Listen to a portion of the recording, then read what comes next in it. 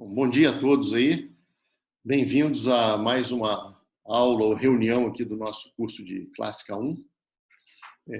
Hoje a gente vai começar a discutir os princípios da dinâmica. E eu vou seguir aqui a apostila. Não vou falar nada a mais assim do que está na apostila, então sugiro que vocês depois leiam a apostila. É claro que ouvindo o professor, já estão acostumados até com a voz do professor ali, de repente acham que vão entender mais, mas sugiro que vocês leiam o que o Marcos escreveu, que está muito bacana. Eu sei que está bastante diferente dos livros, então não se assustem nesse primeiro contato com esse texto, que ele é meio diferente, mas vale a pena tentar entender aí as coisas que o Marcos escreveu. Fiquem tranquilos que já a gente vai chegar nas leis de Newton, F igual a MA, e vamos pegar vários probleminhas para resolver. E aí vai ficar tudo parecido com os livros, como deve ser mesmo. Mecânica é a arte de resolver certos problemas, de encontrar as funções de movimento, pelo menos o problema fundamental da mecânica, ou que eu gosto de chamar de problema direto, é dado um sistema lá, a gente, dadas as forças que eu vou definir, encontrar os movimentos possíveis do sistema. E também tem o tal do problema inverso, que a partir dos movimentos possíveis ou de características e informações dos movimentos, a gente descobrir quais eram as forças que atuavam ali no problema. Então fiquem tranquilos que já vai cair em coisas bem familiares para vocês, problemas conhecidos, outros assim, provocadores, e vamos começar em uma dimensão, depois em mais dimensões. Então, todos aqueles problemas que apareceram lá na nossa aula inaugural vão aparecer aos pouquinhos ao longo do curso. A gente vai discutir aí os problemas sobre forças centrais, movimento planetário, problema de Kepler perturbado, ou seja, já tudo vai ficar familiar. Mas, nesse momento, acho que vale a pena a gente investir, vocês e eu também. Cada vez que eu leio o texto do Marcos, eu percebo uma coisa a mais, é sutil mesmo, é para pensar. Então, vale esse esforço. Peço, então, que não se assustem se acharem que não estão entendendo, vão ler novamente, vão ouvir a aula de hoje, ouvir a gravação, ler a apostila, tá bem? Podem me interromper a hora que vocês quiserem para perguntar alguma coisa, ok? Como de costume, de vez em quando eu vou parar para beber, para dar um golinho de água. Bom, nós havíamos anteriormente definido partícula livre, né, que era partícula infinitamente afastada de todas as outras. Nós discutimos esse infinitamente afastadas, na verdade, não dá para levar ao pé da letra. O infinitamente afastadas é extremamente afastada das outras, de modo que a influência das outras seja desprezível. É claro que, com essa definição, esse infinitamente afastado pode ser 1 metro, 10 metros ou milhares de quilômetros. Vai depender do tipo de sistema que vocês estão estudando, ok? E também a definição lá atrás do Marcos de referencial inercial era uma definição um pouco diferente da que eu queria dar. Ele falava que referencial é todo aquele em relação ao qual alguma trinca de partículas livres não colineares estava em MRU ou repouso. Eu prefiro dizer que referencial inercial, por definição, é todo aquele que qualquer partícula livre está em repouso ou em MRU. Essa pequena diferença na maneira de enunciar vai causar uma pequena diferença na hora do Marcos enunciar o tal do princípio da inércia. E para ele vai dizer o seguinte, que esse princípio é o seguinte: existem partículas livres, ou seja, existem partículas que a gente pode dizer que não sofrem influência das outras do universo, e existem referenciais inerciais. Essa palavra é muito forte aqui. Existem referenciais inerciais. Só que, como ele tinha definido que o inercial era o referencial em relação ao qual alguma trinca de partículas livres estava em repouso ou MRU, aqui ele tem que complementar dizendo que qualquer partícula em relação ao referencial inercial, qualquer partícula livre, está em repouso ou em MRU. Então, é só isso. Quer dizer, se vocês pensarem na definição que eu dei, que talvez seja mais prática, né? Referencial inercial é todo aquele que qualquer partícula livre está em repouso ou MRU. Esse princípio da inércia se reduziria para existem partículas livres e referenciais inerciais. Ponto. Tá certo? Eu havia comentado também que as coisas poderiam acontecer ao contrário.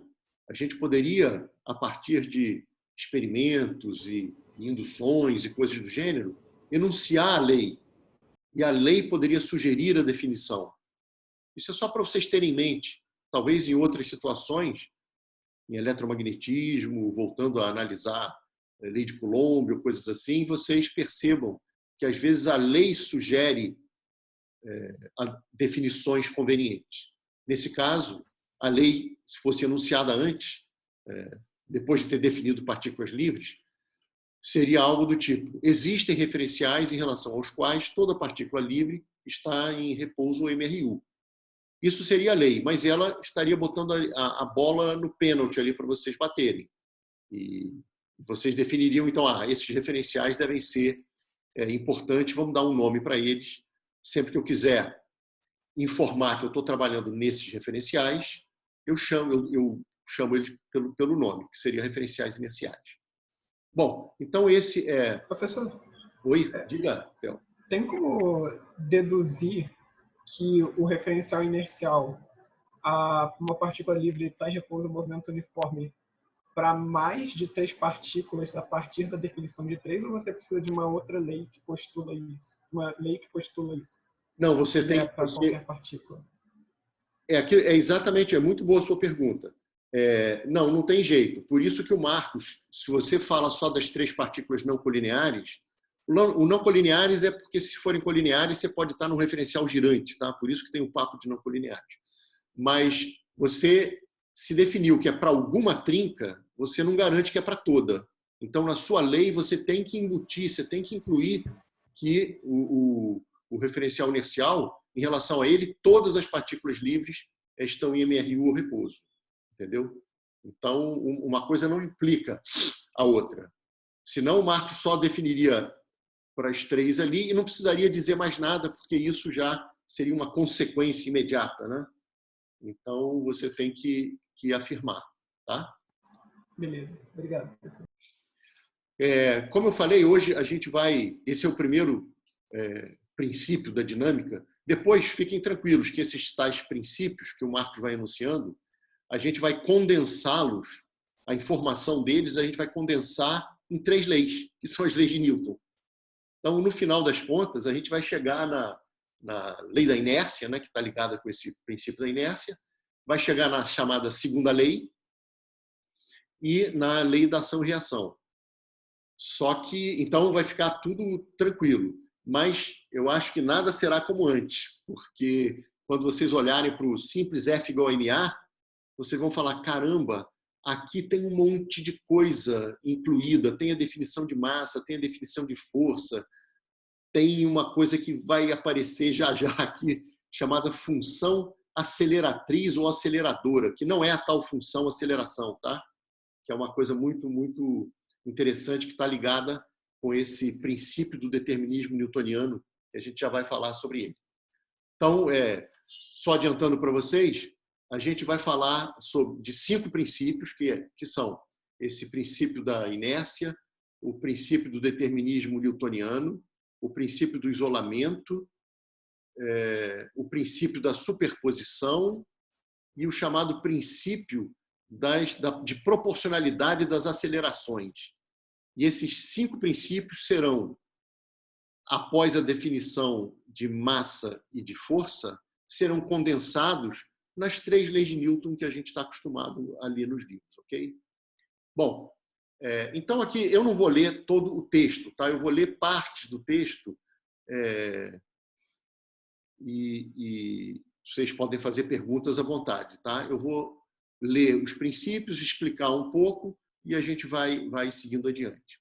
Bom, lá atrás, né, a gente definiu o tal do referencial inercial, né? E aí a gente também comentou que certos referenciais podem ser considerados inerciais ou não, dependendo do experimento que você esteja fazendo. Então, por exemplo, a própria Terra, dependendo de experimentos que você faça em laboratório, fizer SP1 lá, carrinho no trilho de ar e coisas assim, você vai usar a Terra como referencial inercial. E como é que a gente vê se o referencial é inercial ou não? Na verdade, você imagina, analisa, vamos dizer assim, uma partícula livre como sendo aquela muito afastada das outras, então você olha para as estrelas fixas, por exemplo, e aí você vê se elas estão em MRU ou não.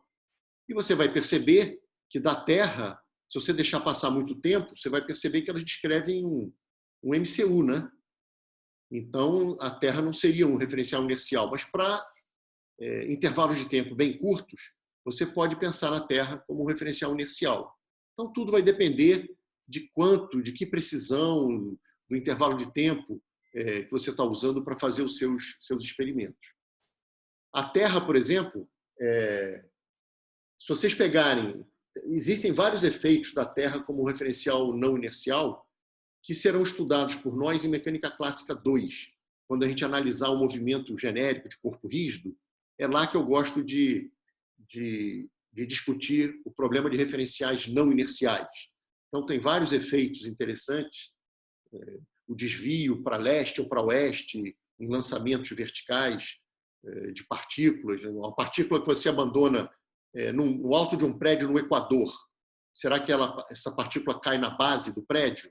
E a gente vai ver que ela cai mais para frente do prédio, é chamado desvio para o leste. Mas se você lança a partícula da base desse prédio, com uma velocidade relativa à Terra vertical, paralela ao prédio, ela, quando voltar, ela vai cair mais para trás. Os movimentos das massas de ar, em que sentido eles giram, no hemisfério norte, sul, por que a margem do rio é mais assoreada de um lado do que do outro, enfim, tem vários efeitos de forças chamadas forças de inércia, forças fictícias, que estão relacionadas com a gente estar no referencial não inercial da Terra. Até um outro probleminha muito interessante é o seguinte, que vocês... Bom, a gente vai fazer mais adiante, mas de vez em quando eu comento sobre problemas que vão aparecer mais adiante. Se você pegar um pêndulo, um fio de prumo, né? Você pega um pêndulo, bota ele em repouso relativo à Terra. Pensa na Terra como uma esfera homogênea, perfeita, bonitinha, tá? Esse fio de prumo, né, a vertical ali, quer dizer, a direção do fio, perdão, a direção do fio, ela não é a direção radial. Se você prolongar esse fio, não vai bater no centro da Terra. E isso é porque a Terra está girando, entendeu? Isso é porque, no fundo, esse pêndulo, a esferinha que está no final, no extremo inferior desse fio, ela está em repouso em relação ao referencial que não é inercial. Na verdade, se você tivesse uma precisão muito grande para medir forças, você veria que o peso e a tensão não somam zero. Se eles não somam zero, mas em relação a você está em repouso, esse cara não é um referencial inercial, né? Porque o referencial inercial, né, só fica em repouso quem não tem influência de ninguém, né? Enfim, então vocês podem ver como um exercício simples, mas a gente vai enunciar mais adiante, quando estiver discutindo movimentos em mais dimensões, a gente pode ver, inclusive, qual é esse desvio da vertical local, né, da direção radial, esse desvio da direção do fio do pêndulo, como função da latitude. É claro que na latitude zero, no Equador, não há desvio. E lá no polo, desculpa, gente, e lá no polo também não há desvio. Como tem que ter desvio no meio do caminho, então é uma função não monotônica, né? Quer dizer, esse desvio começa em zero, ele cresce porque ele vai existir, é fácil ver que precisa existir, porque, bem ou mal, essa esferinha que está no extremo inferior do pêndulo, visto de um referencial do Sol, ela está descrevendo um MCU. Então tem que ter resultante ali, né? Então, existe esse desvio e depois ele volta a ser zero. Ora, se a função sai do zero e volta ao zero, e é contínua ali, ela passa por um máximo local, né? Vocês podem até calcular quanto a esse máximo. Bom, eu me desviei um pouquinho, mas foi porque a gente está falando de referenciais inerciais ou não inerciais. Eu aproveitei para falar um pouquinho do referencial terrestre, que pode ser considerado inercial ou não, tá certo? Dependendo do tipo de... Professor, Diga.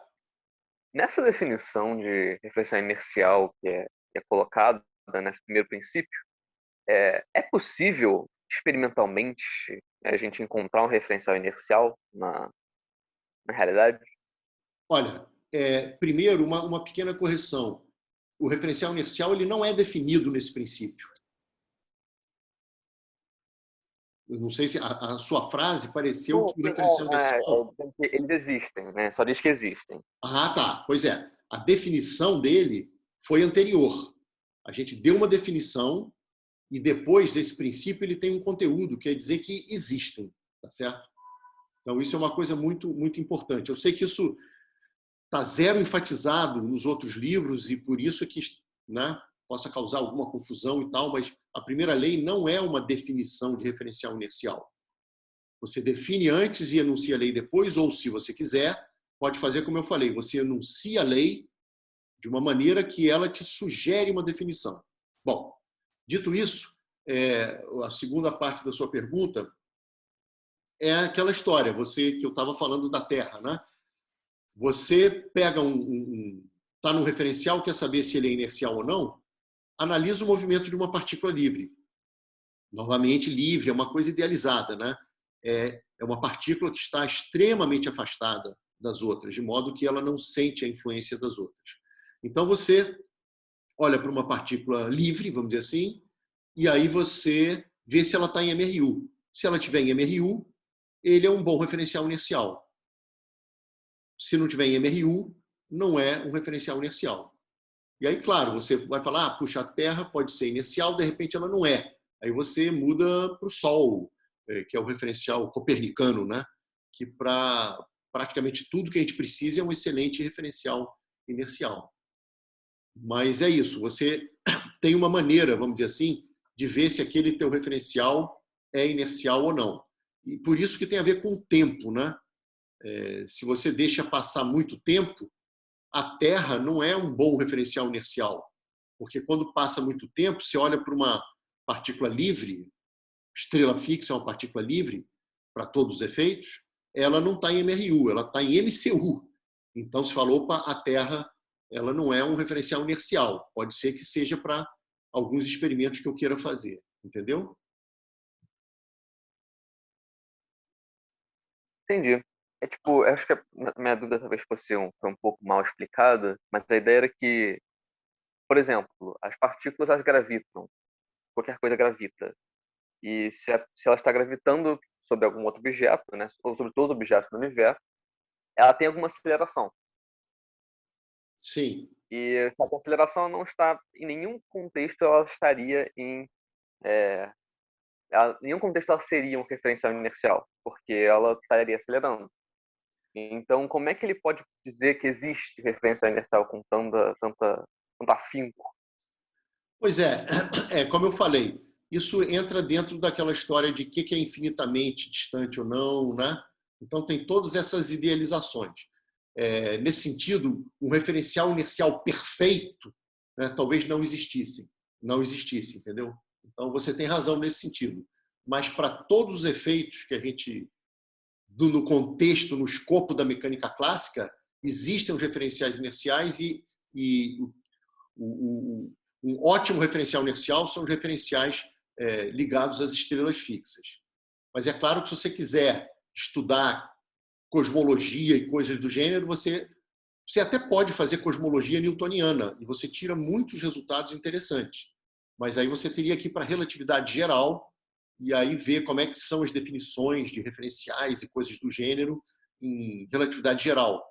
Porque na relatividade geral você geometriza a interação gravitacional, enfim. E aí toda a interação gravitacional vai para a geometria. E a geometria, o que acontece é que a massa encurva o espaço e partículas só sob ação gravitacional são partículas, vamos dizer, livres. Só que elas seguem geodésicas que não são linhas retas, são geodésicas naquele espaço curvo. Mas aí você já transcendeu a mecânica, entendeu? Então, voltando para a mecânica, você diria que os referenciais copernicanos se aproximam bastante desses referenciais inerciais, entendeu?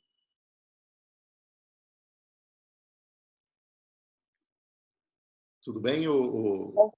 Tá, tudo bem, obrigado. Bom, mas é isso. Mecânica o tempo todo, e física em geral, tá? A gente tem que saber interpretar. Por exemplo, a própria densidade. O que é densidade de massa para você? Aí você vai responder, é massa por volume. Legal. Aí eu pego uma mesa aqui, ou uma bola de futebol, ou um objeto contínuo aí. Tá? Contínuo, agora vamos tomar cuidado, né? Porque vai ter problema. Aí eu falo, tá bom, densidade média, pegar a massa toda, dividir pelo volume. Beleza. Densidade média não é assim, um conceito que vai ajudar demais, porque os corpos podem não ser homogêneos. Então é importante saber se uma parte do corpo ele é mais denso do que a outra. Aí você fala, legal, vamos pegar essa densidade em regiõezinhas cada vez menores. E aí é comum os livros escreverem que ρ é dm/dv, né? Como se fosse o ΔM, ΔV, quando o ΔV vai para zero. Você fala, eu quero a densidade num ponto.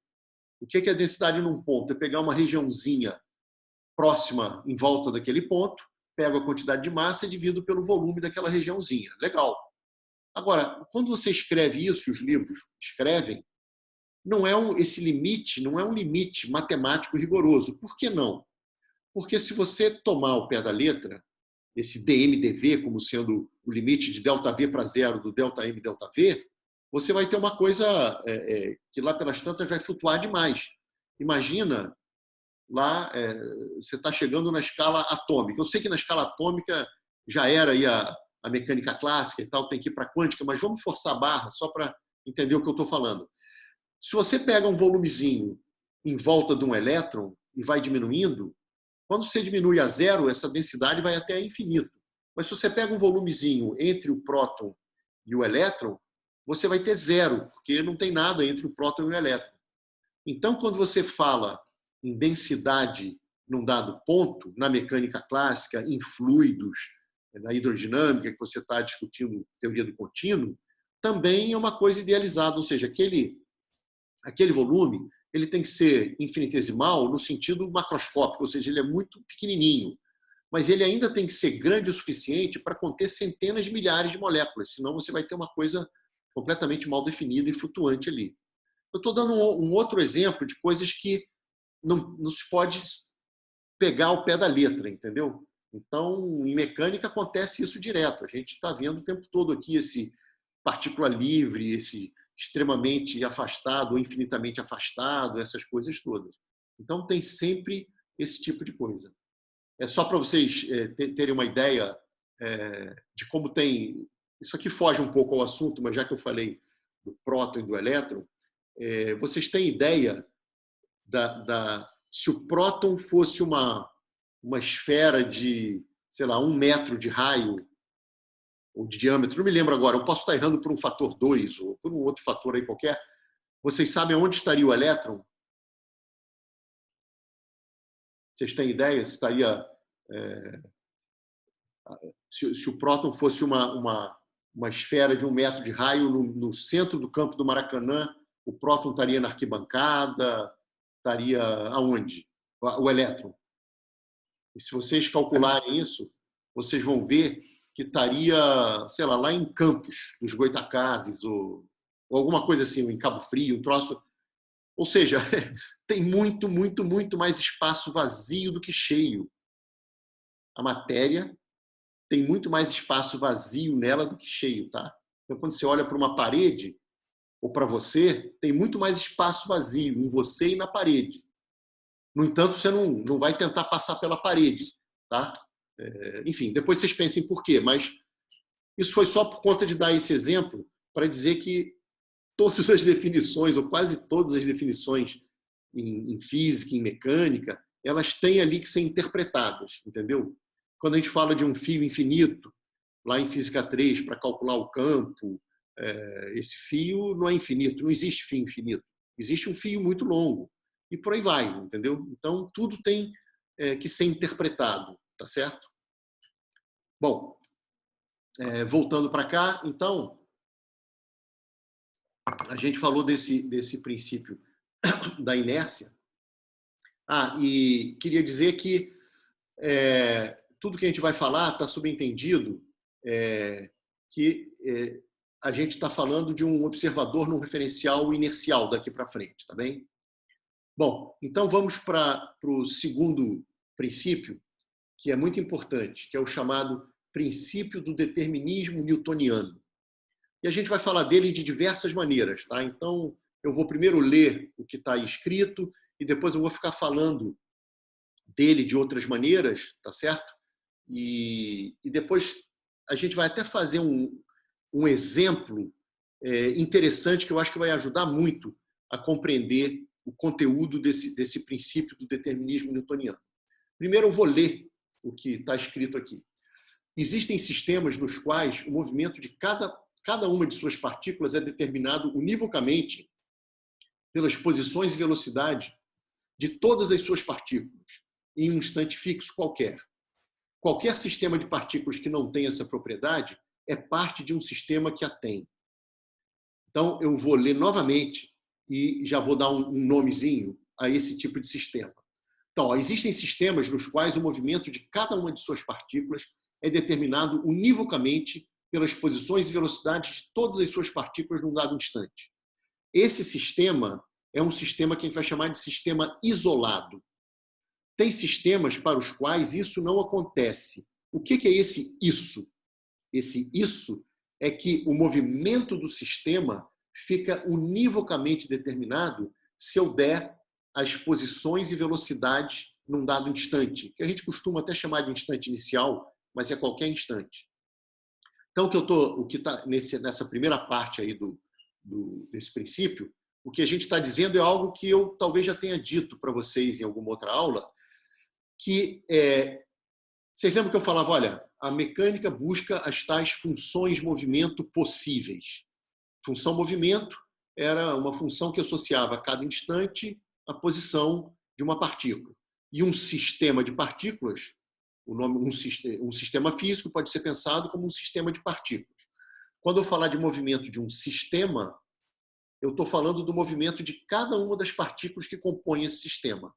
Então, encontrar o movimento de cada partícula do sistema é encontrar o movimento do sistema. A palavra movimento do sistema é o conjunto das funções de movimento de cada partícula do sistema. E o que esse princípio está dizendo é que, dentre os infinitos movimentos que podem existir, por exemplo, Sol e Terra, como se não existisse mais ninguém, né? Existem infinitos movimentos possíveis, mas se você der, num dado instante, a posição do Sol e a posição da Terra, pensa no Sol e a Terra como pontinhos, tá? Porque a distância Terra-Sol, já falei para vocês, é muito maior do que as dimensões do Sol e as dimensões da Terra. Então, você tem lá dois pontinhos interagindo gravitacionalmente, e o que eu estou dizendo para vocês, para ilustrar um pouco esse princípio, é que se eu der a posição do Sol e a posição da Terra num dado instante e a velocidade do Sol e a velocidade da Terra nesse mesmo instante, o movimento subsequente e até o movimento anterior, tá, desse sistema fica univocamente determinado. Se vocês quiserem ir para um sistema mais simples, pega projéteis, partícula com a Terra. Só que a Terra aqui pensada como uma massa infinitamente maior do que a da partícula, e você está próximo da Terra para que o campo gravitacional seja uniforme, só para a gente cair no problema de projéteis lá no ensino médio. O que eu estou dizendo, só que nesse princípio a gente está falando isso para um sistema de N partículas. Mas o que a gente está dizendo é o seguinte, pega esse projétil, bota numa posição e dá uma velocidade, o movimento subsequente está univocamente determinado. Não existem dois movimentos diferentes a partir daí. É isso que essa primeira parte do princípio está dizendo. Tá? Isso acontece para sistemas isolados. E aí, aqui ainda não apareceu a palavra isolado, mas aparece a última frase dizendo, olha, tem sistemas para os quais isso não acontece, mas, nesse caso, eles podem ser parte de um problema para o qual isso acontece. É porque você pode ter um sistema que tem partículas interagindo e tem alguém que não faz parte do sistema que interage também. E esse alguém pode estar mudando de posição e tudo mais. Então, o teu sistema não está isolado e, claro que o movimento do teu sistema ele vai depender desse agente externo ao sistema, porque ele muda com o tempo, tá certo? Mas se você incluir esse camarada e agora tiver um sistema maior isolado, o que esse princípio afirma é que em um sistema isolado, que a gente não deu o nome, mas que um sistema isolado, o movimento do sistema fica univocamente determinado pelas posições e velocidades de todas as partículas do sistema num dado instante. Uma coisa é dar posições e velocidades num dado instante. Outra coisa é, por exemplo, dar posições em um dado instante e posições em outro instante. Isso é outro tipo de condição. Inclusive, essa condição de dar as posições das partículas do sistema num instante, o que significa dar uma configuração. Né? Isso aqui, as posições das partículas num dado instante é uma configuração do sistema. Se eu der a configuração do sistema num instante e a configuração num outro instante, isso não determina univocamente o movimento do sistema. Em alguns sistemas até sim, mas em geral não. O que o princípio do determinismo newtoniano diz é que se você der no mesmo instante a configuração de um sistema e a distribuição de velocidades do sistema, ou seja, se você der o que a gente chama de um estado dinâmico do sistema, por estado dinâmico, entendam que é o conjunto das posições e das velocidades de todas as partículas do sistema. Então, dado o estado dinâmico, o movimento do sistema fica univocamente determinado. Então, é o que está dito aqui. O movimento de cada partícula de um sistema isolado é univocamente determinado pelo estado dinâmico do sistema em um instante fixo qualquer. Vocês entenderam o conteúdo dessa frase? Isso aqui é uma coisa muito forte, tá? Porque o que a lei de Newton faz... de vez em quando eu vou falar de coisas mais adiante, mas como vocês já fizeram Física 1, certamente pode ajudar eu falar de coisas que eu ainda não defini força aqui nem massa, mas todo mundo já ouviu falar de força, de massa, já usou F igual a MA. Então, às vezes, eu vou falar de coisas que eu vou discutir mais adiante, mas podem ajudar a gente para entender. Então, não sei se vocês lembram que eu falava muito para vocês, quer dizer, não me lembro se eu já tinha falado, mas que a mecânica é a busca, vamos dizer assim, o problema fundamental é a busca pelas funções de movimento possíveis. A tal da lei de Newton, que no fundo é uma equação diferencial ordinária de segunda ordem no tempo, ela busca as funções de movimento possíveis. Né? Porque existem as funções de movimento impossíveis. Por exemplo, um movimento circular não é um movimento possível para os projéteis. Você nunca vai conseguir, por mais que você mude as condições iniciais do lançamento de um projétil, que ele descreva um círculo num plano vertical. Isso não acontece. Então, essa função movimento ela não é uma função movimento possível. O que significa dizer isso? Significa dizer o seguinte, que se vocês pegarem essa função movimento, quer dizer, uma função que pega t e leva numa posição que, ao variar t, dá um círculo, dá um MCU, essa função movimento não satisfaz a segunda lei de Newton. A segunda lei de Newton, vocês podem pensar como se fosse uma máquina seletora de quais são as funções de movimento possíveis e quais são as impossíveis. é como se você pegasse nessa máquina, o input dela fosse todas as funções que vocês possam imaginar, que associem a cada instante de tempo posição de partícula. Seriam as funções de movimento virtuais, vamos chamar assim, que algumas vão ser possíveis e outras não. O que a segunda lei de Newton faria? Ela seria uma máquina que diria, olha, quem satisfizer a segunda lei de Newton, ou seja, se aonde tem a força, você bota a lei de força, e aonde tem o MA, nesse A você bota a função aceleração, que é derivada segunda da função movimento. E a função movimento é a que você escolheu para ver se era possível ou não. Então, você pega a função movimento de um círculo, do MCU, joga no MA. E do lado esquerdo, no F, você bota quem é a força. A lei de força, nesse caso, é muito simples. É uma força constante. Porque no movimento de projéteis próximos à Terra, a força é mg.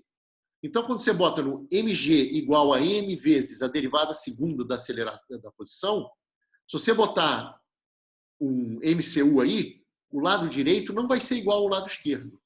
O que significa isso? Que um MCU não é uma função movimento possível para os projéteis.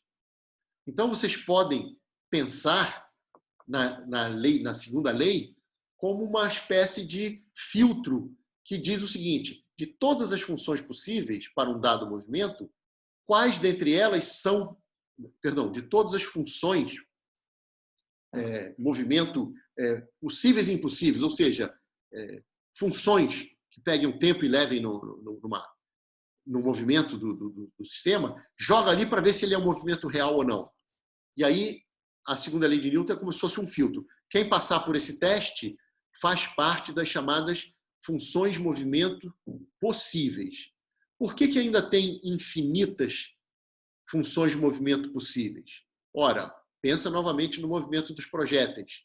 Quantos movimentos de projéteis existem, gente? Infinitos. É só você pegar as infinitas posições que vocês podem botar a partícula, jogar, lançar com as infinitas velocidades com as quais você pode jogar a partícula, e você vai ter sempre movimentos possíveis. Porque se você pega uma pedra e lança essa pedra, o movimento que você vai ver é um movimento real daquele sistema. Então, uma coisa é, de todas as funções imagináveis aí, a segunda lei filtra para dizer quais são as funções de movimento possíveis. Agora, o que o princípio do determinismo newtoniano vai dizer é que dentre essas infinitas funções de movimento possíveis, se eu escolher uma dada condição inicial, e aí eu, às vezes, vou usar no singular ou plural por abuso de linguagem. O Marcos gosta de chamar condição inicial todos os valores das posições e das velocidades das partículas, de todas as partículas que compõem o sistema. Ele chama isso de condição inicial. Às vezes eu falo condições iniciais, tá? Porque estamos dando várias posições e velocidades, enfim, é só um problema de abuso de linguagem. Pois bem, dentre essas infinitas funções possíveis, se você escolher uma posição lá para o projétil e uma velocidade, você seleciona uma única função movimento possível, que vai ser o movimento real daquele sistema submetido àquela condição inicial. Entendeu? Então, é isso que está dizendo, vamos dizer, essa primeira parte que está aqui. Só que o que se verifica, vamos dizer assim, é que em sistemas isolados é que isso acontece. Tá? E, por sistema isolado, é um sistema que as partículas não interagem com nenhuma outra partícula que não seja do sistema. Ou seja, esse sistema, as partículas desse sistema estariam infinitamente afastadas de outras partículas que não fazem parte do sistema. Tá bom? E essa última frase aqui vai ficar mais para diante, mas ela diz o seguinte, que tem sistemas para os quais isso não acontece, mas nesse caso é porque tem gente externa ao sistema que está influenciando o sistema. E aí, dependendo de como ele influencie, você tem que dizer não só as posições e velocidades das partículas do sistema, mas você também teria que dizer aonde que está aquele agente, né, num sistema, sei lá, Sol, Terra, finge que não tem mais ninguém, aí depois você quer considerar o Júpiter está influenciando o teu sistema Sol-Terra, entendeu? Então, é claro que dar a posição do Sol e da Terra não determina univocamente o movimento do Sol e da Terra, porque você tem que dizer aonde que o Júpiter estava. Só que o Júpiter não fazia parte do seu sistema. Então, por isso é que tem essa segunda frase que está aqui.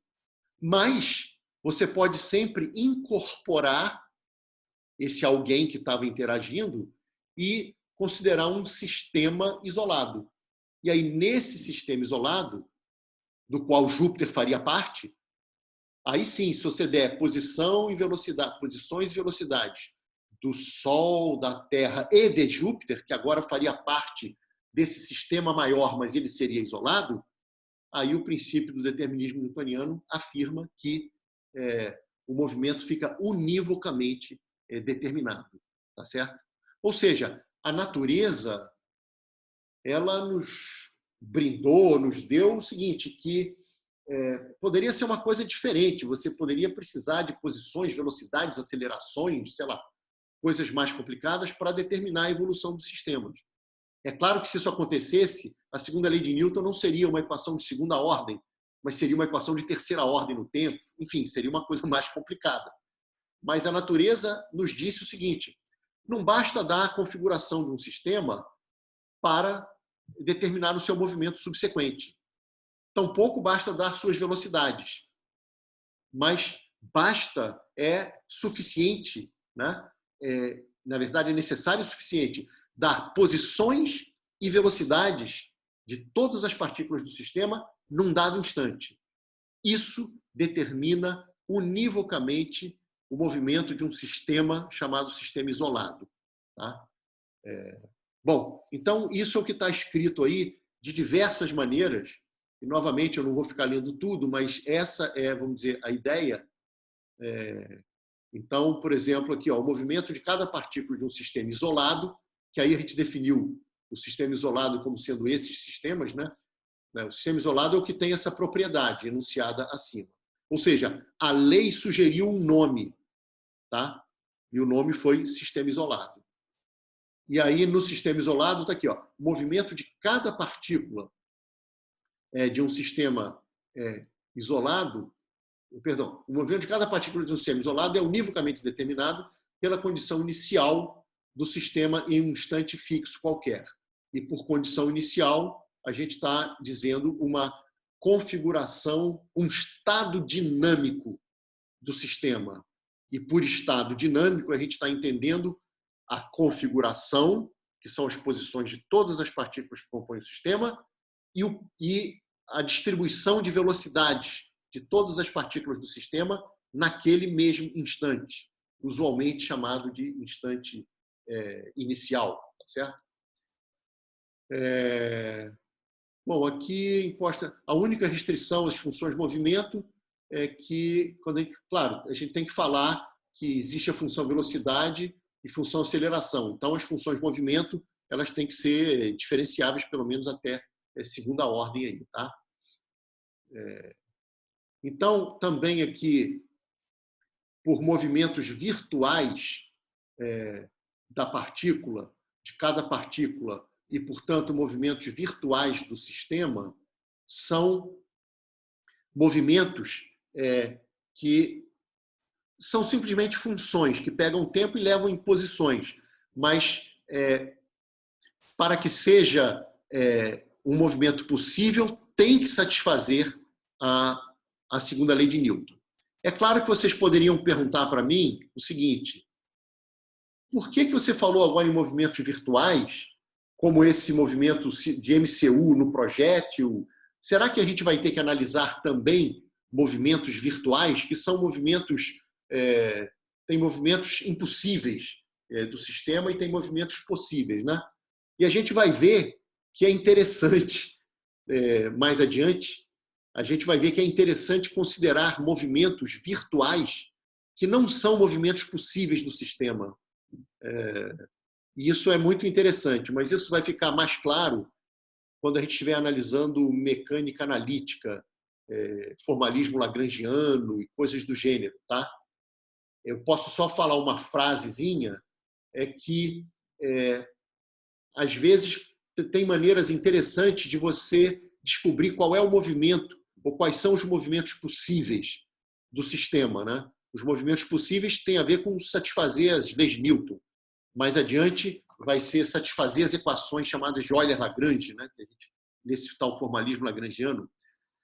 E vai ter um formalismo muito bonito, em que a gente vai ter que falar de funcionais e coisas do gênero, e que lá pelas tantas a gente vai ter que considerar várias funções, como se fossem várias funções de movimento, possíveis ou não possíveis, e dentre esse conjunto a gente vai perceber uma formulação muito bonita, que a gente vai conseguir mostrar que as funções movimento possíveis são aquelas, dentre um conjunto de funções de movimento virtuais, possíveis e não possíveis, todas elas, são, dentre esse conjunto, as que extremizam, as que minimizam, em geral é mínimo, mas eu estou chamando de extremo porque às vezes pode ser máximo, mas as que minimizam uma certa quantidade, que vai ser chamada de ação do sistema. Pode ser que alguns de vocês já tenham ouvido falar.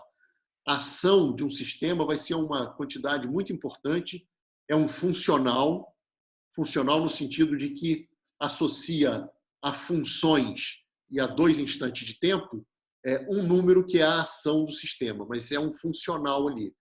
E aí você vai procurar máximos e mínimos desses funcionais, entendeu? E aí você vai precisar considerar funções, movimento virtuais, que não são possíveis no sistema, mas elas precisam entrar na brincadeira, no jogo, para você, dentre um conjunto de muitas funções, escolher, perceber qual que extremiza essa quantidade tão importante que vai ser para a gente a ação. Por isso é que aqui já aparece muito também a palavra movimento virtual e tudo mais, mas eu quero que fique claro que os tais movimentos reais do sistema, eles são o que eu tenho chamado de movimentos possíveis. Por que eu uso essa palavra possíveis? Porque são os movimentos do sistema, possíveis do sistema, de serem observados na realidade, né? Que o sistema pode realizar desde que você dê uma condição apropriada, uma condição inicial apropriada, ok? Então é aquilo que eu falei. Todo sistema, todo movimento possível de um sistema, ele satisfaz uma certa condição inicial. É só escolher, pega esse movimento, escolhe as posições num dado instante, as velocidades num dado instante que essas funções de movimento te dão, e se você tivesse dado aquelas condições iniciais, você teria feito o sistema seguir esse movimento. Então, aqui está dito sempre de várias maneiras essa ideia de que dar, num sistema isolado, posições e velocidades num dado instante, isso determina univocamente o movimento. E aqui, o problema fundamental da mecânica clássica é justamente determinar quais são os movimentos possíveis de cada sistema isolado. Então, esse aqui é o problema fundamental, também chamado problema direto, hoje em dia. E, claro, a gente também vai discutir o problema inverso, né? Que já falei várias vezes, é a partir de características do movimento ou do próprio movimento, descobrir quais eram as interações entre as partículas daquele seu sistema físico. Ok? Marina, Oi? Veio uma dúvida assim na minha cabeça. Quando a gente tem uma condição inicial, isso permite a gente determinar os movimentos reais do sistema, certo? Sim.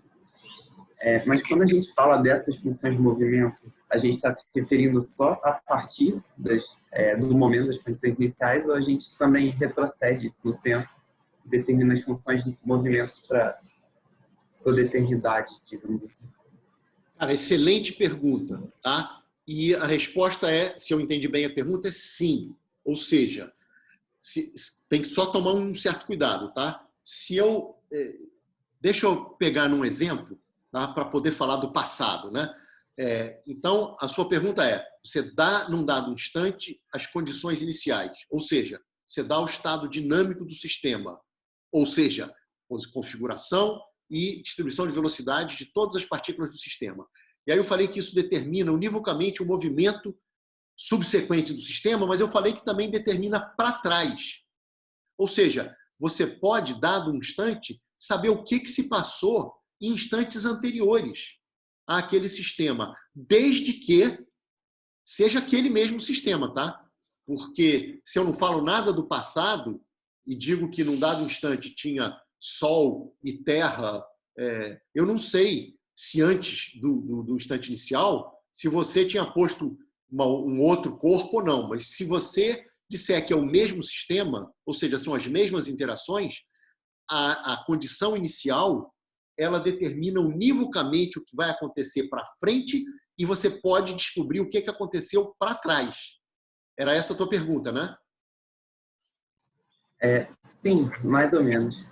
Não era a pergunta completa. Não, então pergunta aí. Bom, eu cheguei a dar uma olhada num artigo do Painlevé, que ele fala sobre a reversibilidade das leis de Newton. Né? Sei que a gente não falou das leis de Newton ainda, mas... Enfim. Aí eu fiquei pensando que nas leis de Newton a gente tem certos sistemas que atingem equilíbrio, certo? Sim. E para mim parece intuitivo pensar que todo equilíbrio é irreversível, porque a gente não sabe se antes estava no equilíbrio ou se antes estava próximo do equilíbrio. É muito interessante também o que você falou. E o Painlevé tem umas coisas muito interessantes. Que acontece o seguinte, por exemplo, tem algumas condições, né, no tipo de força, na dependência de força, que tem a ver com umas condições chamadas condições de Cauchy, e tem alguns detalhes matemáticos para que isso aconteça. Então, o Painlevé, por exemplo, ele tem uns exemplos que levam a uns paradoxos muito loucos. Então, por exemplo, ele tem um exemplo de corpo rígido com um certo formato que ele mostra que você teria mais de uma função movimento para a mesma condição inicial. Tá? E aí o que acontece é que em vários desses exemplos do Painlevé, você vai perceber que teve alguma idealização feita. Então, por exemplo, a idealização de corpo rígido é uma idealização muito boa, mas nem sempre, mas ela não é perfeita. Nenhum corpo é totalmente rígido, tá? Então, dependendo da forma desse domo, né, esse hemisfério, não de calota esférica, mas com um certo formato, você pode escolher um formato de um hemisfério e você mostra que coisas esquisitas acontecem, que violariam o determinismo newtoniano, como você está falando. Em geral, na maioria dos casos, eu vou comentar um pouco mais sobre isso, na maioria dos casos, você olha e vê uma certa idealização. Aí você vai lá e fala, peraí, mas se aquele domo não fosse rígido e fosse elástico, aí você vai lá e percebe que já não tem nenhum problema com o princípio do determinismo newtoniano. Existem outros exemplos muito loucos também, e aí está associado com o fato do tempo ser finito ou ser infinito para atingir esse equilíbrio, entendeu?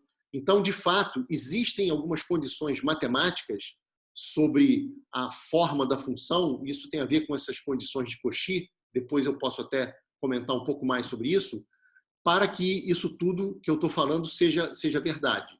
Mas para todos esses sistemas, sem essas patologias, tá? Acontece o que eu estou falando. Se você dá a condição inicial, num dado instante, e tem o teu sistema, então, massa-mola, gravitação, essas coisas todas, se bem que gravitação tem um probleminha que é um paradoxo super maluco, mas todos esses problemas, pode botar a Terra-Sol, todos esses sistemas, né, que a gente brinca aqui de mecânica, todos eles, tá? Exceto quando a idealização for uma idealização que leve a absurdos, tá? você, dando a condição inicial, você determina futuro e passado, desde que você diga que é o teu mesmo sistema, que no passado não teve alguma coisa que era uma outra força que existiu e deixou de existir. Não. Se for o mesmo sistema, dado a condição inicial, você determina futuro e passado. Eu sugiro, eu vou até ver se eu pego com o Marcos Vinícius. O Marcos Vinícius estudou várias coisas do Painlevé e ele orientou uma dissertação de mestrado no curso de mestrado profissionalizante em ensino de física lá do Instituto, sobre o que ele chamou de idealizações perigosas, né? Acho que fazendo alusão ao título de um filme e tal. E essas idealizações perigosas, ele pega exemplos simples do nosso dia a dia, né? Força de atrito, Mi vezes N, esse tipo de coisa com corpo rígido, e ele pega exemplos do Painlevé e mostra que você teria violações do determinismo newtoniano. Mas essas violações deixariam de existir se você retirasse as idealizações feitas. Tá? Cara, isso é um tema super profundo e complicado e com muita gente estudando ainda isso. Tá? Então, é até bom para saber que mecânica clássica é uma coisa ainda que tem muito a se pensar e tem vários sistemas muito, muito esquisitos. Tá?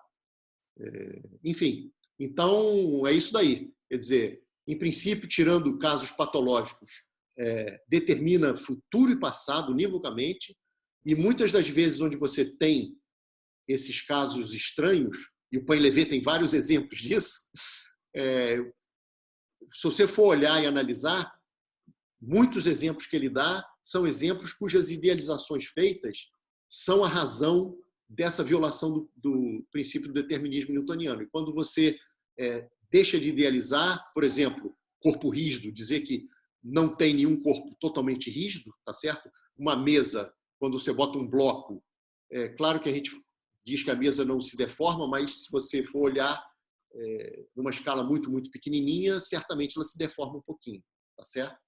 Mas isso é um tema muito, muito profundo. Oi? Professor, o próprio princípio não seria, em certo ponto, uma idealização? Bom, uma idealização já dentro de tudo que a gente falou, né? Tudo isso é para referencial inercial. O próprio referencial inercial, se você falar, peraí, mas se eu quiser uma acurácia infinita, será que o Sol, as estrelas fixas são referenciais inerciais? Também não são, e assim por diante. Então, nesse sentido, sim, porque já está cheio de idealizações, né? Já está cheio de partícula livre, que é partícula infinitamente afastada, referencial inercial. Então, nesse sentido, sim. Mas aceitando referenciais inerciais como estrelas fixas para tudo que a gente estuda na mecânica clássica, e aí não, aí seria exato dentro do escopo da mecânica clássica, né? Mas isso que eu falei vai acabar sendo válido para qualquer outra teoria. Você pega a eletrodinâmica quântica, a cromodinâmica quântica, o modelo padrão, todos eles têm um domínio de validade e que, se você for explorando, chega um momento que não vai explicar alguma coisa. E é assim que, em geral, a física tem caminhado. Você cria uma teoria até que ela falha. E aí, quando ela falha em algum momento, você fala, opa, como é que eu faço? Dá para generalizar ou tem que jogar fora? E muitas vezes você generaliza, porque muitas dessas teorias são muito robustas, né? O eletromagnetismo, por exemplo, é uma teoria super robusta, que você criou a partir de experimentos, de muitos anos de leis, de deduções de experimentos. Então, quando ela falha numa coisa, você vai, peraí, não, vamos generalizar, eu tenho que quantizar agora, mas continuam lá as equações de Maxwell, e assim por diante. Então, toda teoria vai chegar a um momento que ela tem o seu domínio, né? E a mecânica clássica também tem o seu domínio.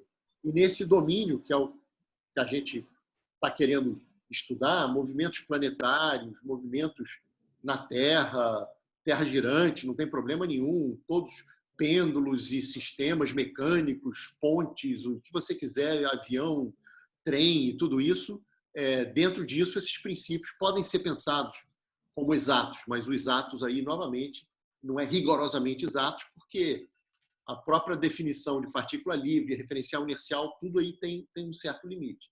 Então, não quero que a mecânica clássica seja a teoria perfeita, porque não é. Ela tem um domínio, se ela tem um domínio, já era. Chega uma hora que todas essas coisas já não fazem muito sentido ou deixam de valer. Mas dentro do domínio do que a gente quer estudar e se pretende estudar, que são os movimentos macroscópicos dos corpos que nos rodeiam e tal, aí tudo isso a gente pode pensar como se fosse uma coisa exata. Mas aí os nossos infinitos, muitas vezes, são distâncias que podem ser 10 metros, ou podem ser quilômetros, ou enfim, e por aí vai. Ou podem ser distâncias bem menores até. Tá bom? Bom, vamos seguir aqui um pouquinho. Tá ótimo. Gente, isso é uma discussão complicada mesmo, cara. Eu, volta e meia, ligo para o Marcos e falo, peraí, cara, me explica isso aqui, porque só mesmo o Marcos é que é um cara que acho que saberia explicar assim, com perfeição tudo isso, né? Mas a gente vai lá e qualquer coisa a gente traz o cara um dia e bota ele aqui para responder um monte de coisa também. Mas podem continuar perguntando tudo o que quiserem. Essa discussão é linda e é muito frutífera, porque conta, gente. Eu sei que o aluno às vezes acha que conta é o pior problema dele. Eu não sei fazer essa conta e fica preocupado. Cara, conta, alguém vai te ensinar, está no livro, o professor faz, o monitor. Mas os conceitos, esses são complicados, sabe? As perguntas, as ideias que surgem quando a gente está discutindo todas essas coisas, elas são profundas e podem levá-los a fazer mudanças no futuro, conceituais. É importante, né? Os avanços, em geral, são avanços conceituais. Quando você vai para o laboratório, você já tem a pergunta que você quer fazer, que veio de uma teoria. É claro que, às vezes, você está buscando algo no laboratório e aparece outra coisa na tua frente. E aí, o cara genial é aquele que percebe que, quando ele estava olhando uma coisa, aparece outra e aquilo é profundo. Mas, em geral, ninguém vai para um laboratório para fazer aleatoriamente experimentos para falar desses experimentos eu vou formular uma lei. Não, você já tem várias perguntas na cabeça que vieram de avanços conceituais e que você vai lá fazer as perguntas. Então, discutir conceitos é uma coisa muito, muito importante, tá? Bom, vamos avançando aqui. Aqui o Marcos também fala do conceito de vizinhança, tá? Então, o que ele está falando é o seguinte: as partículas que influenciam um subsistema de um sistema isolado formam a chamada vizinhança do subsistema. Ao considerar um sistema isolado, faremos a hipótese de que todas as suas partículas influenciam o movimento das demais. Essa suposição indica que sempre procuramos considerar sistemas isolados com um número mínimo de partículas. Então, na verdade, tinha que ler um pouquinho antes, mas o que o Marx vai chamar de vizinhança de um sistema ou de partículas são todas as partículas que influenciam, tá certo? Aquelas partículas. Isso aqui é vizinhança, tá? Então, se você... E aí, quando ele fala assim, olha, ao considerar um sistema isolado, é claro que você pode ter um sistema isolado que tem um subsistema isolado do resto do outro subsistema, entendeu? Não tem problema nenhum. Você pode ter partículas de 1 a 10 interagindo só entre elas e partículas de 11 a 20 só interagindo entre elas. Mas você resolveu, por bem, considerar o teu sistema como sendo as 20 partículas. Não tem problema nenhum com isso. Agora, se tem subsistemas que são isolados entre si, certamente é conveniente trabalhar com seus sistemas isolados. Então, nada impede que um sistema isolado, repito, tenha subsistemas isolados, mas é comum, e quando a gente falar de sistema isolado, em geral a gente está falando de sistemas que a gente procura considerar os sistemas isolados com um número mínimo de partículas. Então, se a gente tem um sistema grandão e tem algumas partículas que não interagem com todas as outras, é comum a gente considerar aquele outro sistema isolado como o nosso sistema físico. Tá? Mas a palavra vizinhança tem a ver com isso, tem a ver com... Quando o Marcos escrever um corpo está na vizinhança da partícula A e B, significa que esse corpo influencia a partícula A e B. Não importa a distância. Se existir a palavra vizinhança, é porque ele influencia, por definição da palavra vizinhança, tá certo? Então, estar na vizinhança é influenciar, ok? Aqui, por acaso, o Marcos dá até um exemplo, né? Que eu estava falando, sobre sistemas possíveis, movimentos possíveis e tal. Ele comenta que jamais se observa a bolinha jogada para cima descrever um círculo no interior da sala, né? Então, ou seja, às vezes eu falo coisas que estão um pouco mais à frente aí da apostila e tal, mas eu peço para que vocês leiam com um detalhe tudo isso e a gente possa discutir. Então, novamente aqui, os movimentos possíveis de um sistema isolado são univocamente determinados pelas condições iniciais. Aqui ele usou até a palavra aqui no plural. Essa afirmação nos leva a perguntar como determinar os movimentos possíveis de um sistema não isolado. Tá? E aí é aquilo que eu estava falando, que todo sistema isolado é parte de um sistema isolado. Porque o sistema não isolado, gente, é porque ele tem alguém na vizinhança. Certo? Por definição de vizinhança, é ter alguém que influencia o movimento. Então, aquele sistema não está isolado. Ou seja, eu tenho 20 partículas interagindo entre si, mas tem uma 21ª que eu não quis considerar como meu sistema, vamos supor. Só que essa 21ª, ela influencia todas as outras. E aí o que acontece é que o meu sistema das 20 partículas, ele não é um sistema isolado. Agora, se eu incluir, né, e aí para descobrir o movimento dessas 20 partículas, não basta dar as posições e as velocidades das 20 partículas, porque tem alguém que influencia o movimento do meu sistema. E se eu não disser onde que está esse alguém, como é que ele influencia, já era, não vou conseguir descrever o movimento. Agora, se eu incluir a 21ª partícula no meu sistema, eu agora tenho um sistema isolado de 21 partículas. E pelo princípio do determinismo newtoniano, dar as posições e velocidades de todas as partículas desse sistema isolado, que são as 21 partículas, eu agora determino univocamente o movimento desse sistema. Então, é isso que tá dito ali. Tá bom. Agora, deixa eu falar do chamado princípio do isolamento. Né? Então, vou ler aqui o que o Marcos escreveu. Então, o movimento de um sistema não é influenciado por partículas infinitamente distantes dele. Tá certo? Então, uma partícula, novamente, o infinitamente distante não é ao pé da letra. Né? É uma partícula que está tão distante do seu sistema que ela parou de influenciar o seu sistema. Isso, obviamente, vai depender de cada sistema. Tá certo? Então, é o que o Marcos está dizendo aqui. Ó. Quando a influência torna-se desprezível, dizemos que a partícula está a uma distância infinita do sistema. Então, a distância infinita não é levar ao pé da letra a palavra infinita e dizer que a distância tendeu para infinito. É isso aqui. Ó. Quando a influência torna-se desprezível, dizemos que a partícula está a uma distância infinita do sistema. A distância que podemos considerar como infinita é uma grandeza que depende do problema particular em consideração. Tá? Agora, gente, vem uma coisa muito sutil. Tá? Eu acho que é uma das coisas mais sutis de todo o curso. E eu acho que vai ficar mais claro. Eu vou ler o que está aqui, vou explicar, mas vai ter um exemplo mais para frente que eu acho que vai esclarecer. Então, se a gente não entender completamente agora, a gente espera mais um pouquinho e mais adiante a gente tenta entender e volta para cá de novo. Então, eu vou ler esse trecho que eu marquei, vou dar um golinho d'água antes, tá? Então, olha só.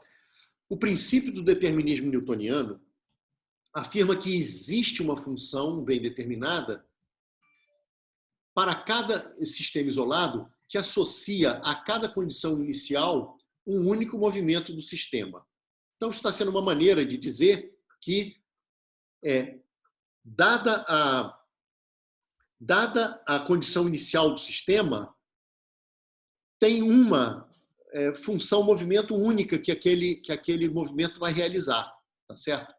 Agora, dado que fica determinado o movimento de cada partícula, né, fica determinada a sua aceleração em qualquer instante, em especial no instante inicial. Então, deixa eu repetir aqui. Olha só, dar posições e velocidades num instante, isso determina a função movimento de todas as partículas que formam o sistema, portanto, o movimento a função movimento do sistema, que, por definição, é o conjunto dessas funções de movimento. Ora, se eu não sei como fazer isso ainda. Na verdade, encontrar isso vai ser resolver a segunda lei de Newton lá, vai ser resolver uma equação diferencial. Mas o princípio do determinismo newtoniano já me garante isso. Então, dadas as posições e velocidades no tempo, vamos chamar T0, é arbitrário esse T0, tá? Fica determinado o movimento da partícula, de todas as partículas. Ora, se esse movimento fica determinado também as funções de velocidade e as funções de aceleração, tudo que eu quiser. Eu ainda não sei qual é, num caso genérico, quais são as funções de movimento das partículas do sistema, mas eu sei que, dadas as condições iniciais, existe uma e somente uma função movimento do sistema, ou seja, uma e somente uma função movimento de cada partícula daquele sistema. E se existe essa função movimento única de cada partícula do sistema, existe a função velocidade de cada uma delas, existe a função aceleração de cada uma delas, tá certo? E é o que está escrito aqui. Então, desse modo, uma consequência especial do princípio do determinismo newtoniano é que acelerar... desculpe, eu estava lendo aqui. Dado que fica determinado o movimento de cada partícula, fica determinada a sua aceleração em um instante qualquer, em especial no instante inicial. Ora, desse modo, uma consequência especial do princípio do determinismo newtoniano é que a aceleração de cada partícula do sistema no instante inicial é univocamente determinada pelas posições e velocidades iniciais das partículas do sistema nesse instante.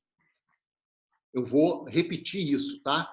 Então, se as posições e velocidade num dado instante determinam funções de movimento de todas as partículas em qualquer instante, em particular no instante inicial, determina também as funções de velocidade em qualquer instante, em particular no instante inicial.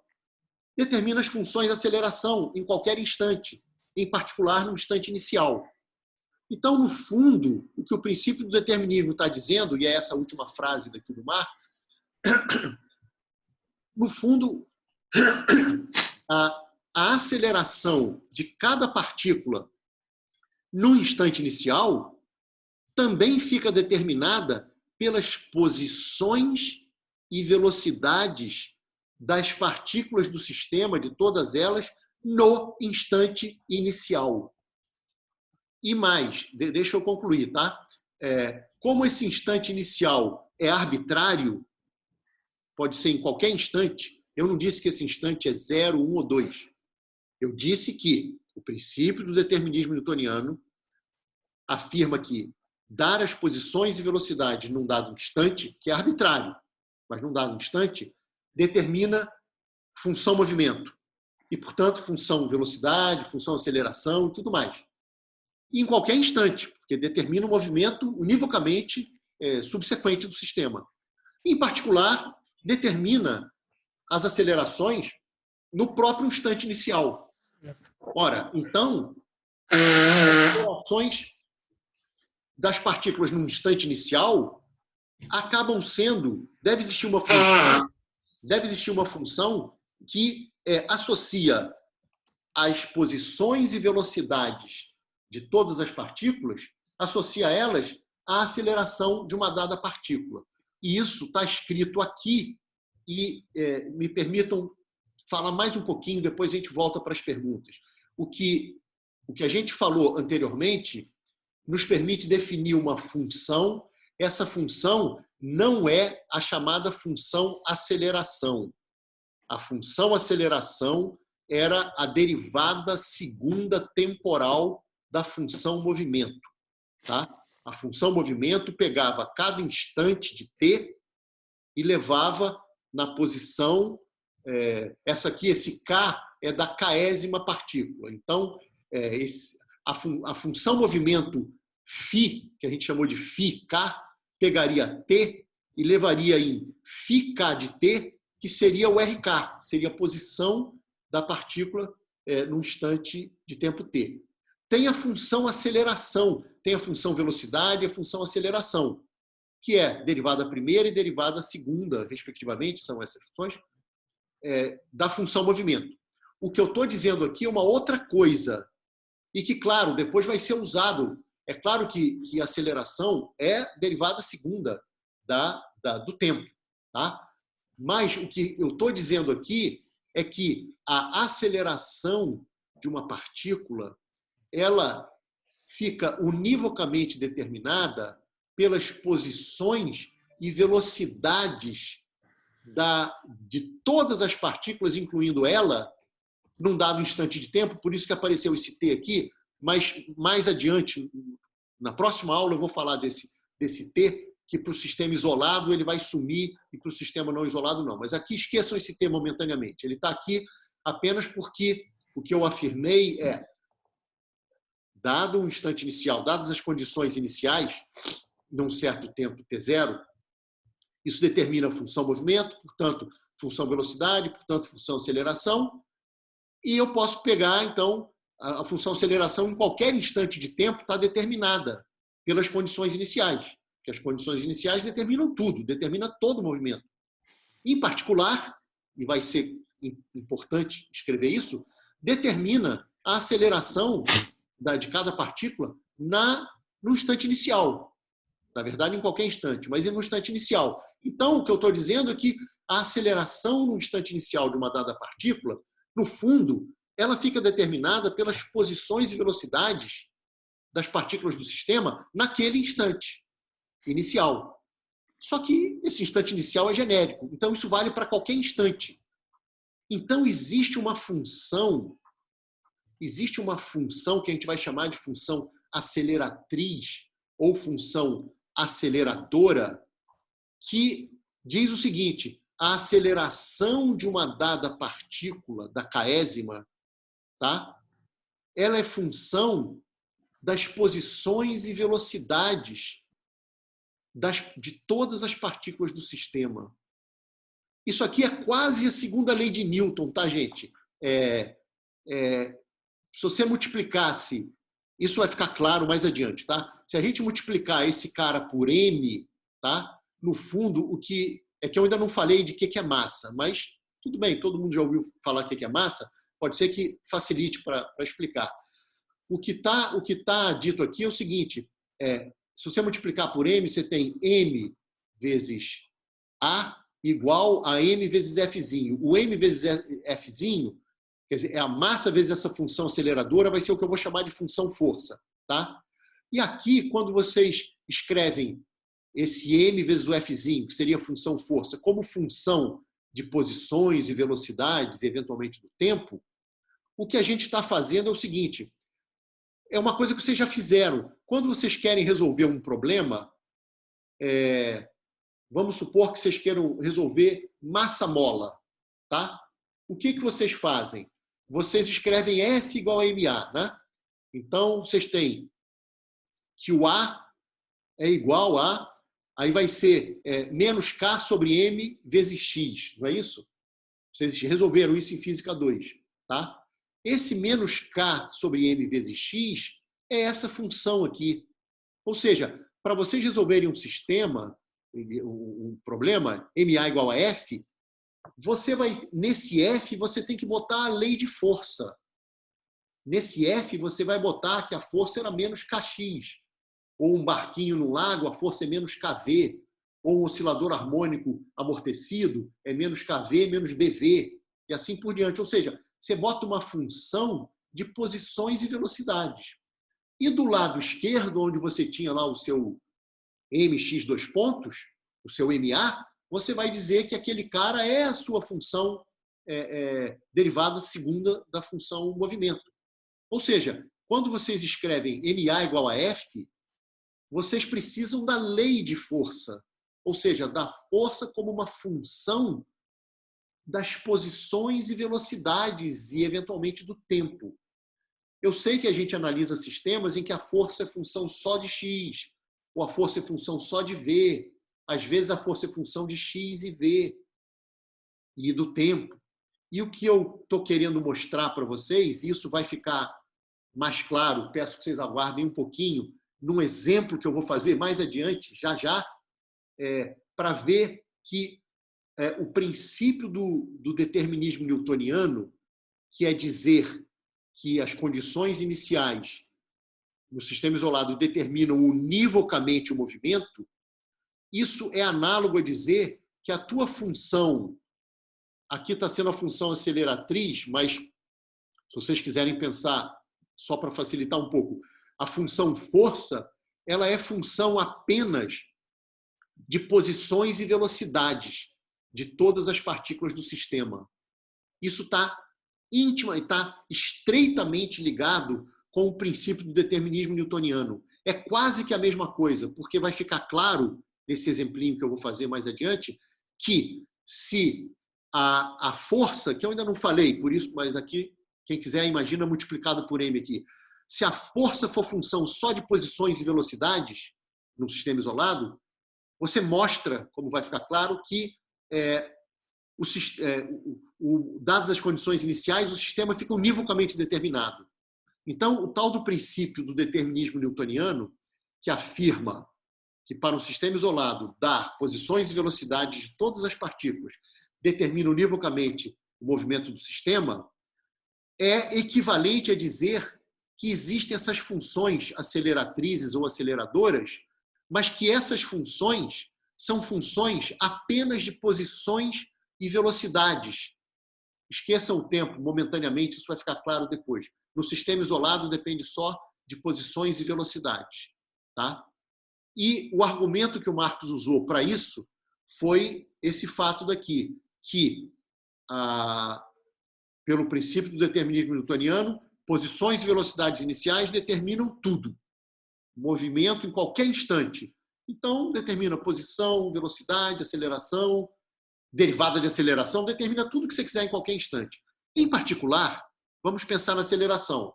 Fica toda determinada, porque se o movimento fica determinado, e se a aceleração fica toda determinada em qualquer instante, ela fica determinada no instante inicial.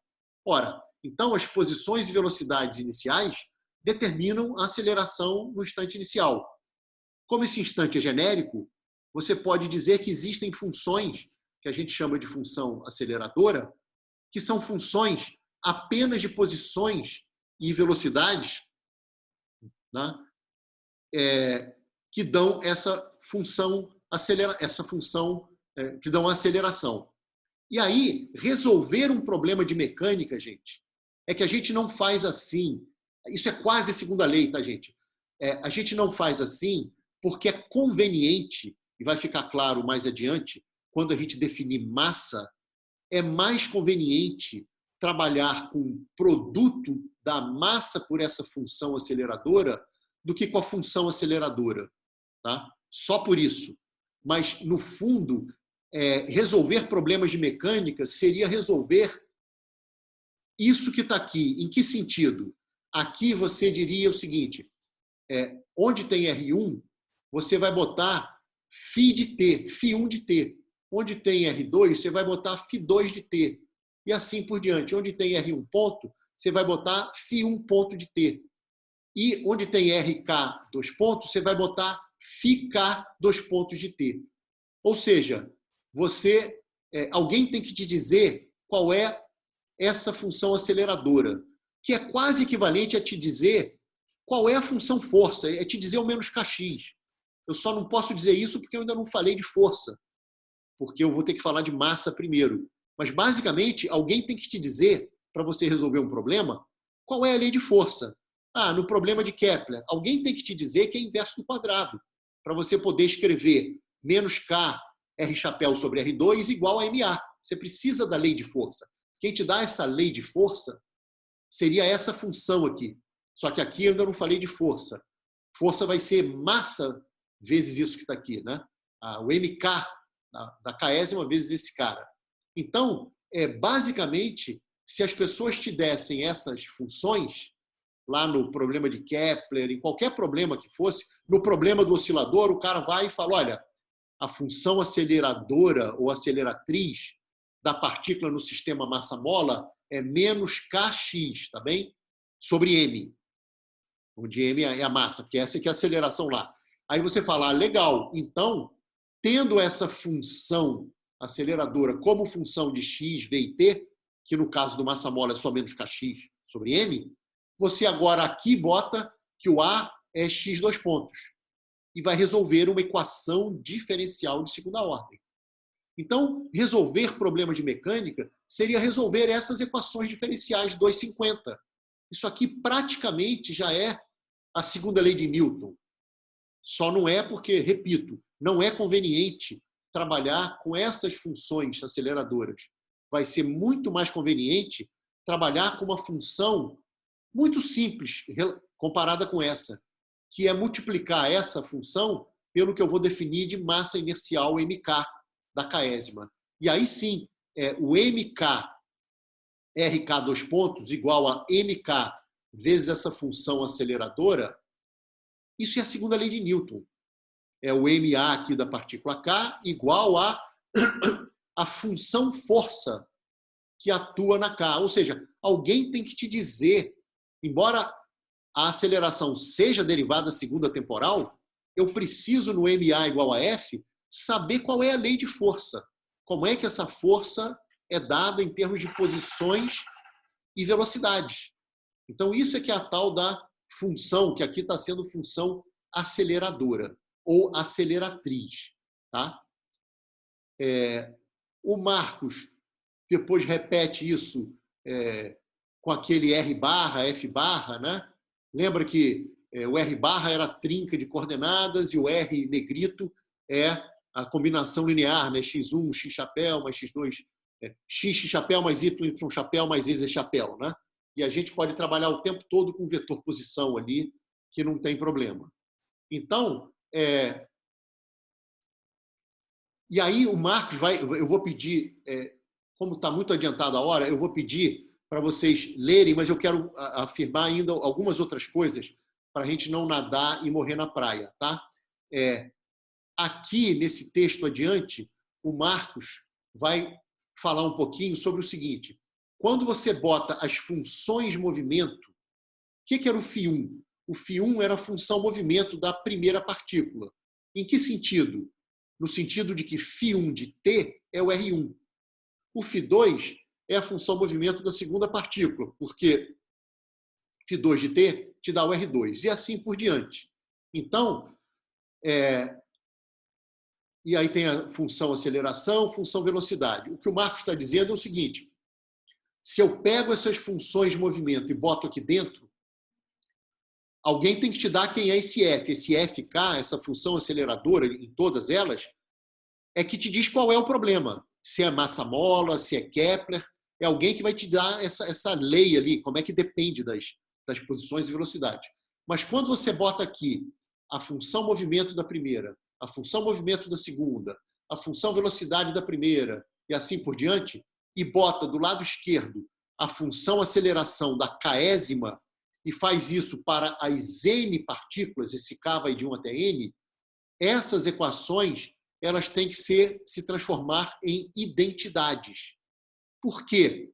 Porque essas equações elas foram baseadas no princípio do determinismo newtoniano, que leva aos movimentos possíveis do sistema, reais, né?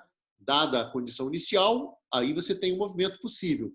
Então, quando você bota funções de movimento aqui dentro, se você quer que sejam funções de movimento possíveis, elas têm que satisfazer isso. Por outro lado, o Marcos também discute que, ao satisfazer isso, elas são as funções de movimento únicas do teu sistema. De modo que o Marcos afirma que, em suma, satisfazer as equações diferenciais 250 é condição necessária e suficiente para ser movimento possível de partículas. Então, o que eu estou dizendo para vocês, lembra aquele papo de leis de Newton como função seletora e tudo mais? É, no fundo, isso aqui. Só que aqui, repito, ainda não está no F igual a MA, porque eu ainda não defini massa, e depois que eu definir massa, eu vou só multiplicar essa equação por massa, pelo mk. E vai ter lá o mk vezes a aceleração da késima igual a função força na késima, que é uma função de posições e velocidades de todas as outras. Mas o que eu estava dizendo era o seguinte: quer encontrar as funções de movimento de um sistema físico isolado, vem aqui, bota as funções de movimento aqui, onde tem R1 ponto, tem que ser a função velocidade, a derivada primeira da função movimento φ1, e bota do lado esquerdo a função aceleração, a função aceleração da késima partícula. E resolvam esse sistema, tá? Porque ao resolver esse sistema, vocês vão encontrar as funções de movimento. Se vocês já tiverem as funções de movimento, ao botarem elas aqui, tem que virar uma identidade. E aí foi a brincadeira que eu fiz e falei, quer saber se certas funções de movimento são ou não funções de movimentos possíveis de algum sistema? Verifiquem se a segunda lei, que ainda não é isso, mas é muito parente disso, no nosso caso aqui seria, verifique que todas essas N equações, porque o K vai de 1 a N, aliás, para cada valor de K são 3 equações, porque aqui é vetorial, né? Mas tudo bem. Você quer saber se um certo movimento do sistema, você sonhou com um movimento do sistema, de um sistema conhecido, alguém te deu quem são essas funções F. Porque se não te der isso, o cara não te deu o problema que ele quer que você resolva, tá? Tem que dar essa função F, que no caso ainda é a função aceleratriz. Mas depois a gente vai trabalhar com força. Se alguém não te der a força, ele não pode pedir para você achar o movimento, porque senão ele não te deu o problema, né? Se você está no problema fundamental da mecânica. Pois bem, então, dado o teu problema, ou seja, dadas as funções aceleratrizes ou aceleradoras, verificar se dadas as funções de movimento das partículas são movimentos possíveis, significa substituir nessas N equações e verificar se todas elas viram identidades. Ou seja, essas equações, que são parentes muito próximas da segunda lei, elas funcionam como máquinas seletoras de quem é função movimento possível ou não do sistema. Mas, em geral, a gente não faz esse tipo de pergunta. Eu posso até fazer esse tipo de pergunta como exercício.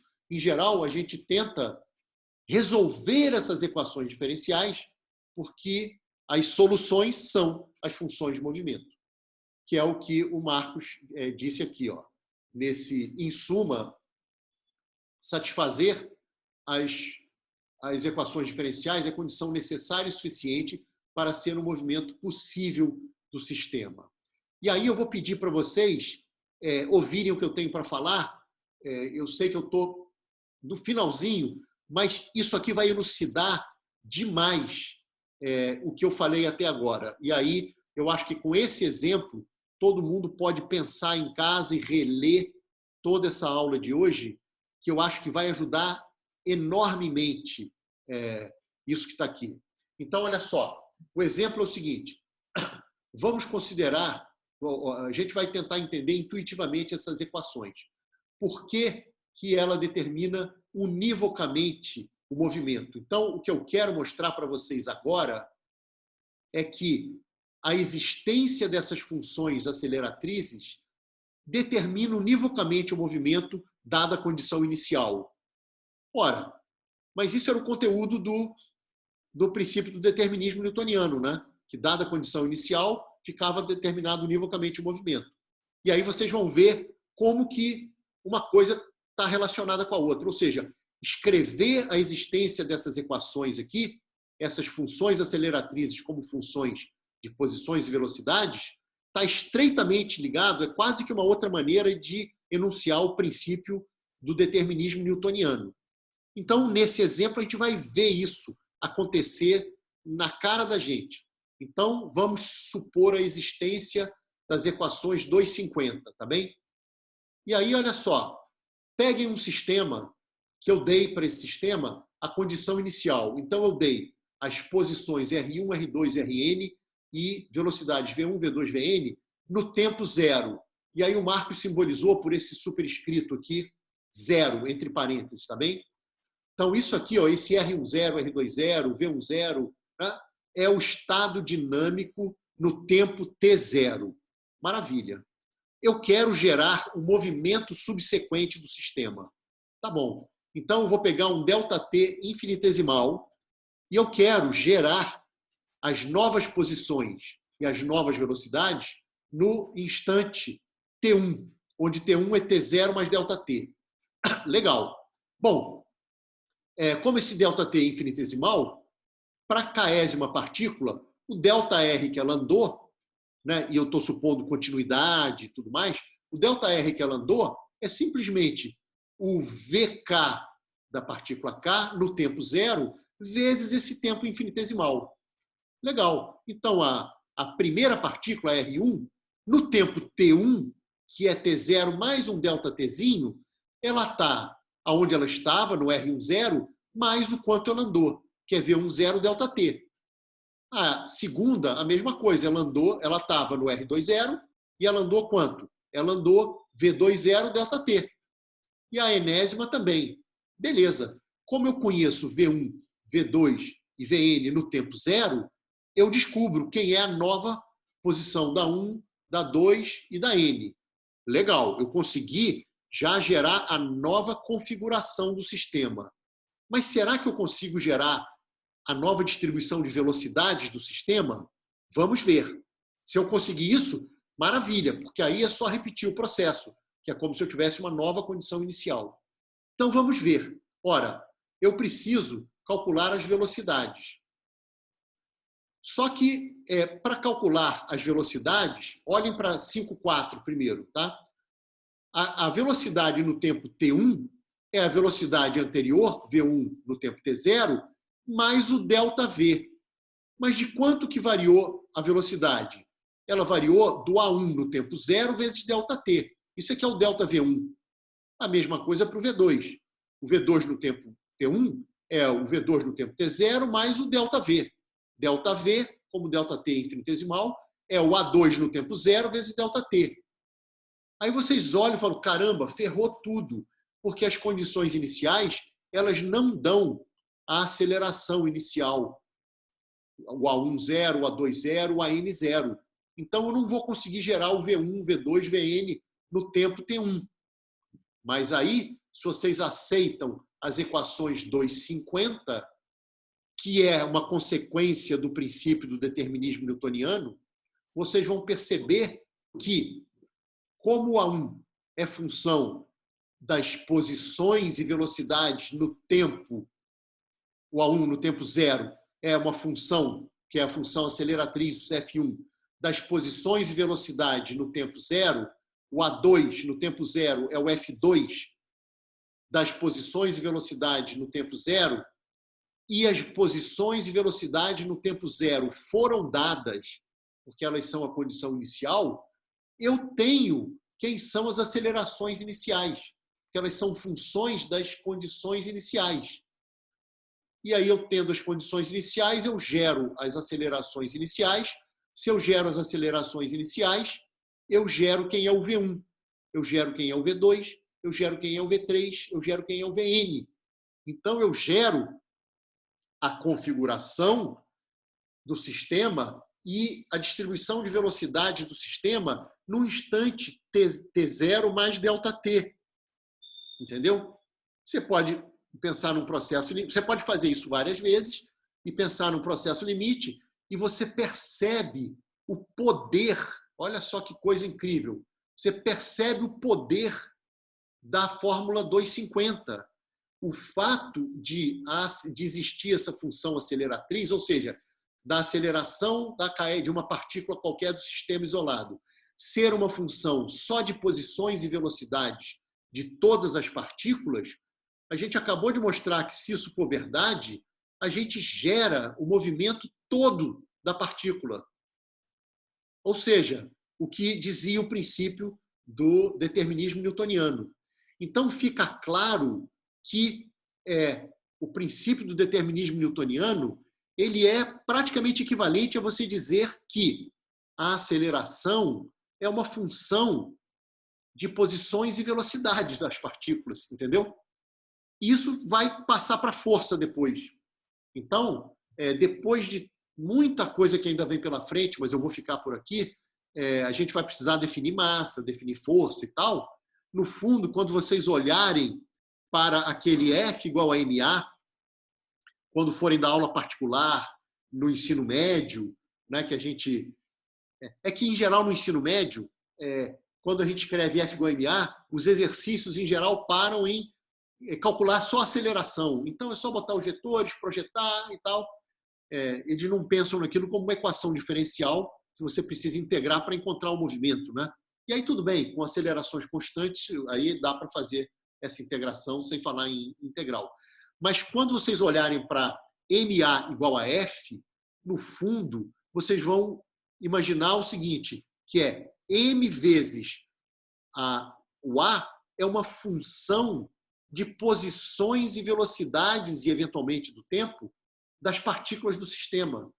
E resolver esse MA igual a F para cada partícula, M da partícula K e o A da partícula K, no fundo, resolver equações diferenciais desse tipo aqui. Só que aqui ainda não estou falando para força, estou falando para aceleração. Mas, se eu fosse dar aula, talvez, no ensino médio, eu tentaria explorar essa ideia de falar, olha, a lei de Newton, no fundo, está ligada com você dizer que o produto da massa pela aceleração é uma função das posições e velocidades, e, eventualmente, do tempo, de todas as partículas do sistema. Entendeu? E aí, quem são essas funções? Que são a função força. Vamos lá. No caso da mola, essa função é menos kx. Não depende de velocidade nem do tempo, depende só de x. Mas você tem que ter essa função. Se não te derem essa função, você não resolve o problema. Repito, se não derem que a força inversa do quadrado lá na gravitação, como é que você vai botar MA igual a F? Quem é o F que você vai botar? Aquele F vai ser a função força, que no fundo vai ser o produto da massa, que eu não defini ainda, pela função aceleratriz. Então, essa função aceleratriz, não confunda com a função aceleração, que era simplesmente a derivada segunda da função movimento. Mas ela vai ser a função que te permite ter a lei lá que você vai poder botar para criar a tua equação diferencial. Entendeu? E aqui ficou muito claro, eu acho, vocês podem, se quiserem, podem repetir, até sugiro isso, repitam esse exemplo com uma dimensão. Façam para o oscilador harmônico, que inclusive vai ter a função aceleratriz para vocês lá, que vai ser o menos K sobre M vezes X. Repitam essa brincadeira. Você tem o X0 e o V0 de uma mala presa numa mola e você quer mostrar que conhecer X0 e V0 determina univocamente o movimento, mas fazendo por essa iteração que está aqui. E aí vocês vão perceber que vão precisar do A no tempo zero e vão falar, caramba, eu não tenho A no tempo zero, mas olha que legal, a função aceleratriz me relaciona, ela diz que o A, em qualquer instante, é função das posições e velocidades da partícula naquele instante. E quem é essa função? As pessoas têm que te dar, para te dizer qual é o sistema. Você tem que saber quem é esse cara, entendeu? Às vezes você precisou descobrir, o Newton precisou descobrir quem era a função força. Aí ele fez o problema inverso e chegou no inverso do quadrado.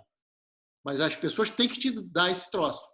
Então, eu quero que, pelo menos, fique claro para vocês que essa função aceleratriz ela é uma função que te diz que a aceleração de uma partícula de um sistema isolado é uma função das todas as posições e velocidades de todas as partículas desse sistema isolado. E resolver o problema da mecânica, o problema fundamental da mecânica, essencialmente é resolver essas equações 2,50.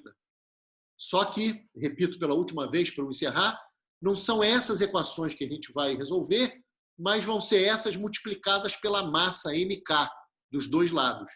Mas para isso eu vou precisar definir o que é massa inercial. E esse conjunto de equações vai gerar essas equações diferenciais que está aí. Mas o princípio do determinismo newtoniano, que vocês já sabem enunciar, que é, dada a configuração inicial e distribuição de velocidades iniciais, o movimento fica univocamente determinado, ele é equivalente a você dizer que a aceleração é dada, é uma função apenas das posições e velocidades de todas as partículas do sistema. Gente, eu sei que ficou muito corrido e eu até corri mesmo agora, porque a gente não podia deixar de fazer esse exemplo, porque eu acho que ele esclarece um pouco a discussão anterior. Eu vou pedir para vocês lerem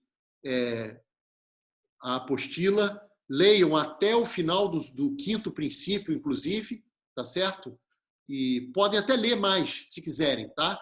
Quanto mais vocês lerem, melhor para a nossa próxima aula, ok? E eu vou